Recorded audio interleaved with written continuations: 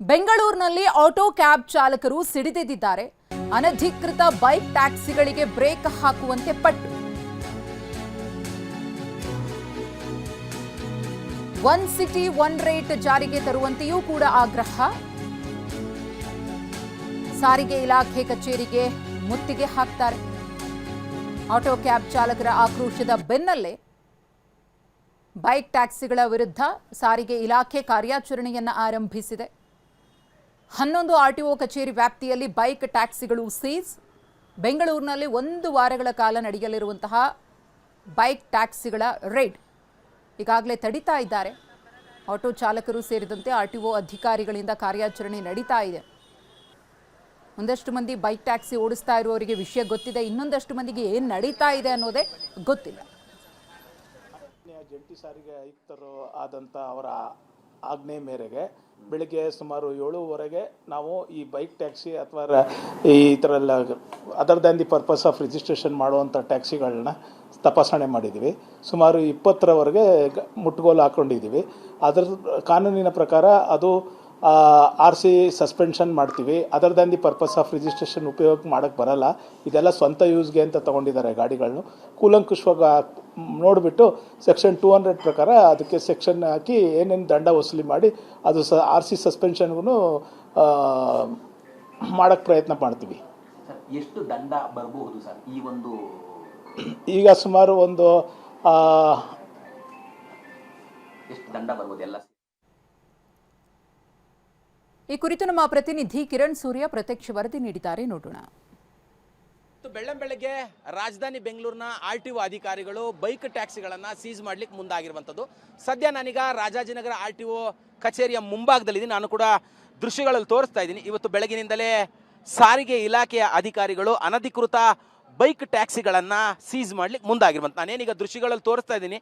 ಈ ಒಂದು ಬೈಕ್ ಟ್ಯಾಕ್ಸಿಗಳನ್ನು ಸಾರಿಗೆ ಇಲಾಖೆಯ ಅಧಿಕಾರಿಗಳು ಮತ್ತು ಆಟೋ ಕ್ಯಾಬ್ ಚಾಲಕರೇ ಬುಕ್ಕಿಂಗ್ ಮಾಡಿಕೊಂಡು, ಅಂದರೆ ಪ್ರಯಾಣಿಕರ ರೀತಿಯಲ್ಲಿ ಅವರೇ ಈ ಒಂದು ವಾಹನಗಳನ್ನು ಬುಕ್ಕಿಂಗ್ ಮಾಡಿಕೊಂಡು ಸ್ಥಳಕ್ಕೆ ಕರ್ಕೊಂಡ್ಬಂದು ವಾಹನಗಳನ್ನು ಸೀಸ್ ಮಾಡ್ತಾರೆ ಅಂತ. ಅಂದರೆ ಈಗಾಗಲೇ ಕ್ಯಾಬು ಮತ್ತು ಆಟೋ ಚಾಲಕರು ಇವತ್ತು ಬೆಳಗ್ಗೆ ಸಾರಿಗೆ ಇಲಾಖೆಗೆ ಮುತ್ತಿಗೆ ಹಾಕ್ತೀವಿ ಅನ್ನುವಂಥ ಒಂದು ಎಚ್ಚರಿಕೆಯನ್ನು ಕೊಟ್ಟಿದ್ರು.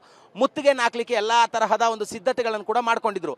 ಆ ಹಿನ್ನೆಲೆಯಲ್ಲಿ ಎಚ್ಚೆತ್ತುಕೊಂಡಂತಹ ಸಾರಿಗೆ ಇಲಾಖೆ ಇವತ್ತು ಬೆಳಗಿನಿಂದಲೇ ಬೈಕ್ ಟ್ಯಾಕ್ಸಿಗಳನ್ನು ಸೀಸ್ ಮಾಡಲಿಕ್ಕೆ ಮುಂದಾಗಿರುವಂತಂದ್ರೆ ಆಟೋ ಕ್ಯಾಬ್ ಚಾಲಕರ ಪ್ರಮುಖವಾದಂತಹ ಬೇಡಿಕೆ ಅಂದರೆ ಒಂದು ಬೈಕ್ ಟ್ಯಾಕ್ಸಿಗಳನ್ನು ಸೀಸ್ ಮಾಡಬೇಕು ಅನ್ನೋಂಥದ್ದು ಒಂದು. ಎರಡನೇದು ಒನ್ ಸಿಟಿ ಒನ್ ಫೇರ್, ಅಂದರೆ ಓಲಾ ಊಬರ್ ಅಗ್ರಿಗೇಟರ್ ಕಂಪನಿಗಳೇನಿದ್ದಾವೆ ಒನ್ ಸಿಟಿ ಒನ್ ಫೇರನ್ನು ಇನ್ನೂ ಕೂಡ ಜಾರಿ ಮಾಡಿಲ್ಲ. ಅವೆರಡೂ ಬೇಡಿಕೆಗಳು ಕೂಡ ಈಡೇರಬೇಕು ಅಂತೇಳಿ ಪಟ್ಟನ್ನು ಹಿಡಿದಿದ್ರು. ಆ ಹಿನ್ನೆಲೆಯಲ್ಲಿ ಇವತ್ತು ರಾಜಧಾನಿ ಬೆಂಗಳೂರಿನ 11 RTO ಕಚೇರಿಗಳಲ್ಲೂ ಕೂಡ ಬೈಕ್ಗಳನ್ನು ಸೀಸ್ ಮಾಡ್ಲಿಕ್ಕೆ ಮುಂದಾಗಿದ್ದಾರೆ. ಸದ್ಯ ರಾಜಾಜಿನಗರ RTO 1ರಲ್ಲೇ ಈಗ 30ಕ್ಕೂ ಹೆಚ್ಚು ಬೈಕ್ ಟ್ಯಾಕ್ಸಿಗಳನ್ನು ಈಗಾಗಲೇ ಸೀಸ್ ಮಾಡಿರುವಂಥದ್ದು ನಾನು ಕೂಡ ದೃಶ್ಯಗಳಲ್ಲಿ ತೋರಿಸ್ತಾ ಇದ್ದೀನಿ. ಕೆಲವೊಂದಷ್ಟು ಜನ TV9 ಜೊತೆಲಿ ಮಾತಾಡುವಂಥ ಸಂದರ್ಭದಲ್ಲಿ ಬೈಕ್ ಟ್ಯಾಕ್ಸಿಯ ಹುಡುಗರು ಹೇಳ್ತಾ ಇರುವಂಥದ್ದು, ನಮಗೆ ಈ ಬಗ್ಗೆ ಗೊತ್ತಿರಲಿಲ್ಲ, ನಮಗೆ ಸಾರಿಗೆ ಇಲಾಖೆ ಅಧಿಕಾರಿಗಳೇನಾದರೂ ಇದು ಇಲ್ಲಿಗಲ್ ಅಂತ ಹೇಳಿದರೆ ನಾವು ಇದನ್ನು ಓಡಿಸ್ತಾ ಇರಲಿಲ್ಲ, ಕಂಪನಿಯವರು ಕೂಡ ನಮಗೆ ಈ ಬಗ್ಗೆ ಯಾವುದೇ ಥರವಾದಂತಹ ಮಾಹಿತಿಯನ್ನು ಕೊಟ್ಟಿರಲಿಲ್ಲ, ಹಾಗಾಗಿ ನಾವು ಬೈಕ್ ಟ್ಯಾಕ್ಸಿಯನ್ನು ಓಡಿಸ್ತಾ ಇದ್ವಿ. ಸದ್ಯ ಈಗ RTO ಅಧಿಕಾರಿಗಳು ನಮ್ಮ ವಾಹನಗಳನ್ನು ಸೀಸ್ ಮಾಡಿದ್ದಾರೆ.